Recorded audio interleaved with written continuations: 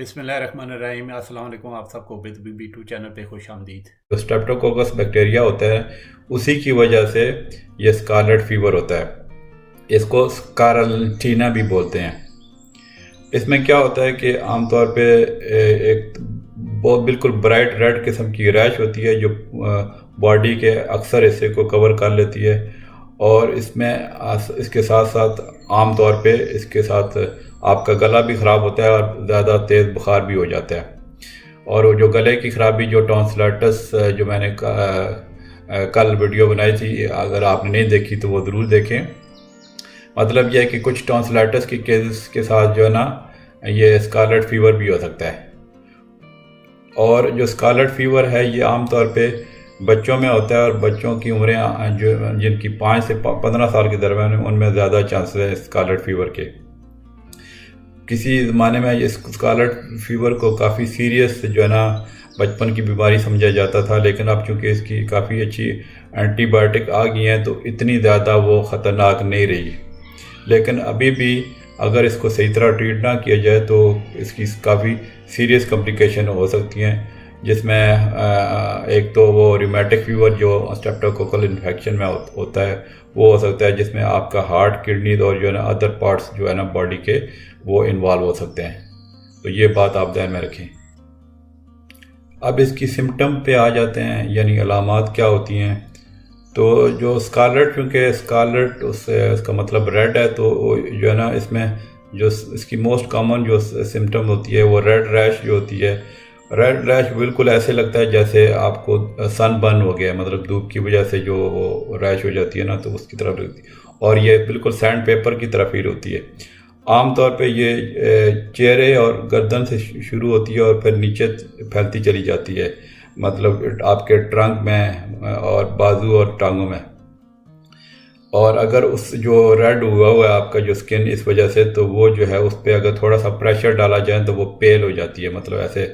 थोड़ा दर्द सा पड़ जाता है बंदा, पेल मतलब जो है ना जब उस पर प्रेशर अप्लाई किया जाए। ठीक है। और फिर जो इसमें कुछ रेड लाइन्स सी नज़र आती हैं जो आपकी जो स्किन के फोल्ड होते हैं, जैसे ग्रोइन रीजन है, जो है बगलें हैं, एल्बोज हैं, और नीज और नेक के जो है ना वो ज़्यादा जो है ना थोड़े रेड नज़र आते हैं बाकी जगहों की निस्बत, तो वो एक तरह की वो रेड लाइन सी नज़र आती हैं। फिर जो है इसमें आपका जो बच्चे का फेस जो है वो फ्लश हो सकता है,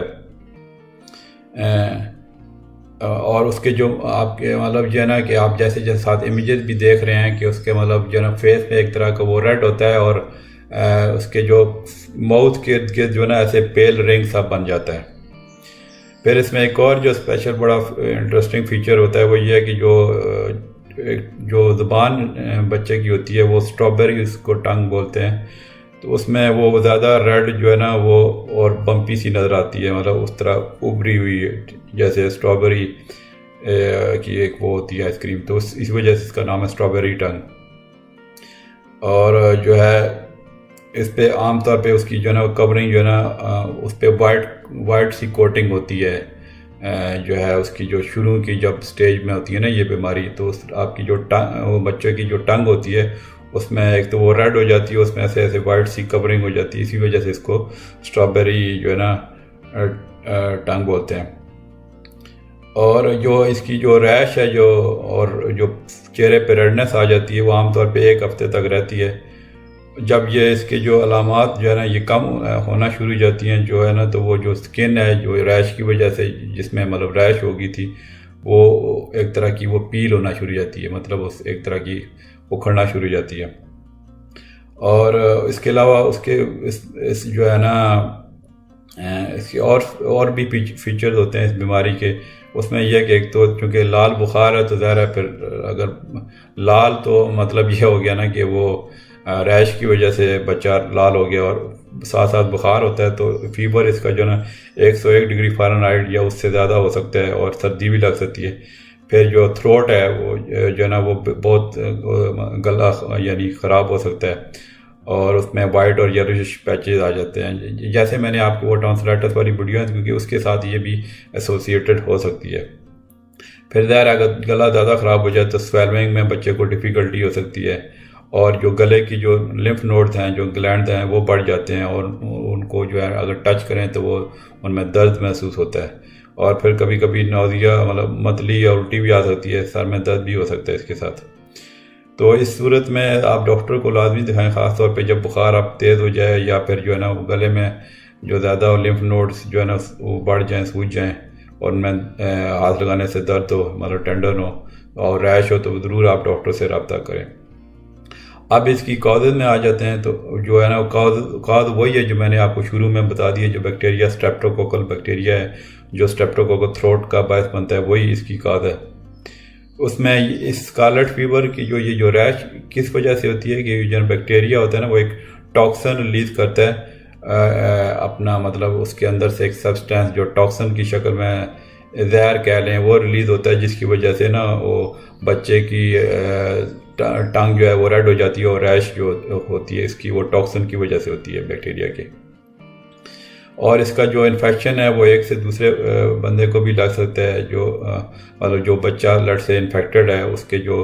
वो खांसी करेगा या छींक मारेगा तो उससे जो है ना उसके जो ड्रॉपलेट्स निकलेंगे तो उससे वो दूसरे इंसान को ये जो है ना ये बीमारी लग सकती है। और जो इसका इनक्यूबेशन पीरियड होता है वो आमतौर पे 2 से 4 दिन होता है। इनक्यूबेशन पीरियड वो ये होता है कि जब आपको आपके अंदर जरासीम चले जाएं और फिर बीमारी की सिम्टम आने के दरमियान जो पीरियड होता है उसको इनक्यूबेशन पीरियड कहते हैं, वो आमतौर पे 2 से 4 दिन होता है। इसके अब रिस्क फैक्टर मैं बताता हूँ कि आमतौर पे इसके जैसे मैंने शुरू में बोला 5 से 15 साल के बच्चे आमतौर पे इसमें होते हैं। और जो है वो जो क्लोज कॉन्टैक्ट्स में बच्चे, जैसे फॉर एग्जाम्पल हॉस्टल में बच्चे रह रहे हैं तो एक से दूसरे को ये फैल सकता है, या फिर फैमिली मेम्बर्स को जो है ना दूसरे फैमिली मेम्बर्स या क्लास फेलो को ये बीमारी लग सकती है। इसकी कॉम्प्लिकेशन में अगर इसकी ट्रीटमेंट सही तरह ना हो तो यह बिल्कुल ना कराई जाए जो है ना, तो बैक्टीरिया इसके जो ना उसमें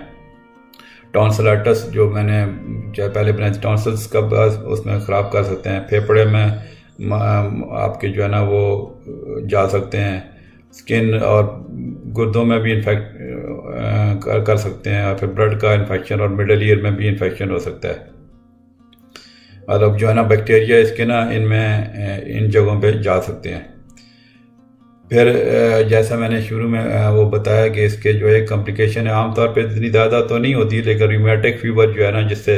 आपका हार्ट इन्वॉल्व हो सकता है, जॉइंट्स और जो है ना नर्वस सिस्टम और स्किन इन्वॉल्व हो सकती है, तो ये जो है ना स्कारलेट फीवर क्योंकि स्ट्रेप्टोकोकल बैक्टीरिया की वजह से ग्रुप है जो बीटा हिमोलिटिक स्ट्रेप्टोकोकल है, तो वो जो है ना रूमेटिक फीवर का बायस बन सकता है। अब इसकी प्रिवेंशन में आ सकते हैं। इसकी प्रिवेंशन इसमें कोई वैक्सीन नहीं आता, बेस्ट प्रिवेंशन स्ट्रेटजी वही हैं जो मतलब जो मैंने आपको टॉन्सिलाइटिस की जो वीडियो बनाई थी उसमें जो मैंने बताया था तकरीबन वही इसका इलाज है। एक तो ज़ाहिर है ये कि बच्चे को बोलें कि हाथ जो है वो फ्रीक्वेंटली धोते रहना है और वार्म वाटर सोपी वाटर से धोते रहना है ताकि उसकी सही तरह सफाई रहे। फिर यह है कि जो ऐसे जो शेयरिंग मतलब नहीं करनी, जैसे एक दूसरे से जो फूड और ड्रिंक्स शेयर करते हैं, बर्तन शेयर करते हैं एक दूसरे से, तो उससे दूसरे को लगने का ख़तरा होता है। फिर यह है कि बच्चे को आप ये सिखाएं कि जब भी कोई उसको छींक आ रही हो या खांसी आ रही है तो उसको अपने माउथ को ना वो कवर कर ले ताकि वो दूसरों को ना फैला सके, या अगर लेट से उसके पास टिश्यू है तो वो अच्छा है, अगर टिश्यू पेपर वगैरह नहीं है तो वो उसको कहें कि एल्बो में अगर खांसी आए तो एल्बो आगे रख ले, उसमें खांसी करे या छींक मारे। फिर यह है कि अगर जो बच्चे को जब ये बुखार हो जाता है तो उसके जो सारे जो है जो वो चीज़ें इस्तेमाल कर रहा है, जैसे उसके जो ड्रिंकिंग ग्लासेस होते हैं जो और आगे पीछे बर्तन होते हैं जिसमें उसने हाथ वगैरह लगाया है, तो उसको अच्छी तरह जो है ना हॉट सोपी वाटर से या डिश वाशर से धो लेना चाहिए, मतलब बर्तनों को, ताकि दूसरों को ये बीमारी ना लग सके। अब इसके आते हैं डायग्नोसिस में। डायग्नोसिस में कि ये ज़ाहिर है जब बच्चे का हम एग्जामिन करते हैं तो उसका थ्रोट चेक करते हैं, टॉन्सिल और टंग चेक करते हैं, तो उसके जो क्लासिकल फीचर्स से इजीली वो डायग्नोज हो जाते हैं। फिर इसकी गर्दन बच्चे की चेक कर सकते हैं लिम्फ नोड को देखने के लिए, और रैश जैसे हमें अंदाज़ा हो जाता है कि ये स्कारलेट फीवर है। फिर इसमें यह है कि जैसे मैंने टॉन्सिलाइटिस की वीडियो में भी बताया था, इसमें भी थ्रोट स्वैब वो ले लेते हैं कि ये अगर मतलब हमें ज़ाहिर है वो शक है कि स्ट्रेप्टोकोकल इसकी वजह है तो उसका थ्रोट स्वैब कलेक्ट करते हैं गले की बैग से, तो वो जो है ना कि वहाँ पे बैक्टीरिया का वो चांसेस होते हैं, वहाँ पे वो ज़्यादा होते हैं, तो इस वजह से वो थ्रोट स्वैब कलेक्ट किया जाता है।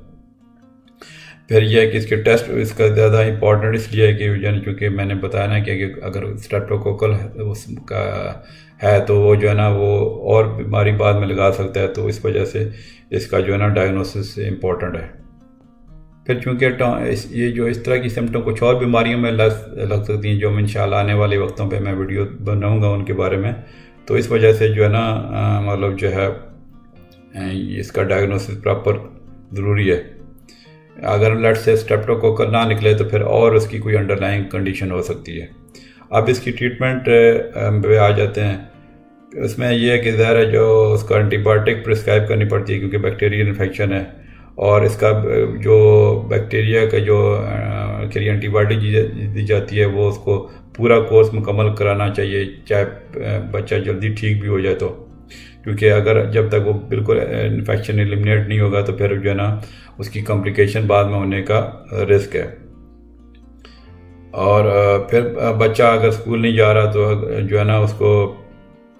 अगर 24 घंटे जो है हो गए हैं एंटीबायोटिक लेते हुए और बुखार उसको नहीं है तो फिर बाद में वो अगले दिन स्कूल जा सकता है। फिर इसकी लाइफस्टाइल एंड होम रेमेडीज आती हैं कि बच्चे को जो है ना आपको अगर फीवर हो रहा है तो उसके लिए आप उसको ब्रोफिन सिरप जो है ना और या स्टेवेनोफेन टेलिनोल वगैरह तो वो उसको दे सकती हैं ताकि उसका फीवर कम हो जाए या थ्रोट पेन कम हो जाए। फिर इसको डिहाइड्रेशन नहीं होने देनी और प्लेंटी ऑफ वाटर देना है उसके, ताकि जो थ्रोट उसका मॉइस्ट रहे। और अगर बच्चा गार्गल कर सकता है, जो मैंने कल वाली वीडियो में बताया, तो वो बहुत अच्छा है। इसके अलावा आपने एयर को ह्यूमिडिफाई रखना है कि कूल मिस्ट ह्यूमिडिफायर मिलते हैं तो जो है ना ड्राई एयर को एलिमिनेट करने के लिए, क्योंकि ड्राई एयर जो है ना वो थोड़ा गले को इरिटेट करती है। फिर अगर बच्चा 4 साल के उसके उम्र से ज़्यादा है तो अगर वो लॉजेंजेस ले सकता है, जैसे स्टेप्सल वगैरह आती हैं, तो वो सोर थ्रोट उसके से आराम आ सकता है। फिर वार्म लिक्विड जैसे सूप वगैरह है तो वो उसको बच्चे को दे सकती हैं ताकि उसका सोर थ्रोट जो है ना वो बेहतर हो जाए। और घर में ये आपने ख्याल रखना है कि सिगरेट स्मोकिंग अगर कोई करता है तो उसको कहीं ना करे, क्योंकि सिगरेट स्मोकिंग से गला और इरिटेट होता है, और क्लीनिंग प्रोडक्ट्स जो है ना वो भी दूर रखने हैं। तो ये थी मेरी आज की वीडियो। उम्मीद है ये वीडियो मुझे आपको जो है ना ये जो मेरी वीडियो है ये आपको ज़रूर पसंद आई होगी। और अगर अभी तक आपने चैनल सब्सक्राइब नहीं किया तो ज़रूर करें और बेल के आइकन को ज़रूर क्लिक करें ताकि जो भी मेरी आने वाली वीडियोस हैं वो आप तक बर वक्त यूट्यूब की तरफ से उसका नोटिफिकेशन पहुंच जाए। और अगर आप समझते हैं कि मेरी वीडियो से कुछ आपको बेनिफिट मिल रहा है तो आप वीडियोस को लाइक कर दिया करें, और फैमिली फ्रेंड के साथ तो शेयर करते ही होंगे, आप दूसरों से भी शेयर करें ताकि जो है ना ज़्यादा से ज़्यादा आवाम का भला हो सके।